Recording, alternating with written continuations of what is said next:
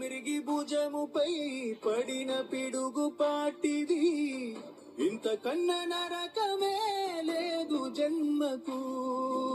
ఇంతేనేమో ఇంతేనేమో ఇంతవరకేనేమో ఈ ఇంట్లో నా కథ, ఈ ఇంట్లో నీ కథ. అంతేనేమో అంతేనేమో అంతులేని వేదనేమో ఆడపిల్లను కదా. తల్లిదండ్రులు వాళ్ళ అమ్మాయిని 20-25 పెంచి పోషించి పెళ్లి చేసి పంపించేటప్పుడు ఎంత బాధ ఉంటుందో నిజంగా మాటల్లో చెప్పలేం. అల్లుడు ఎలా చూసుకుంటాడో, అత్తమామ ఎలా ఉంటుందో నిజంగా ప్రతి క్షణం ఆలోచిస్తూనే ఉంటారు తల్లిదండ్రులు. అయినా పెళ్ళి అయినాక అమ్మాయి భర్త వాళ్ళ ఇంటికి వెళ్ళాలని ఎవరు రాశారో కానీ నిజంగా ఆయనకైతే ఖచ్చితంగా అమ్మాయి పుట్టిండదండి. లేదంటే కోడల్ని కూతురులాగా చూసుకోవాలని ఆలోచించి రాశారంటారా?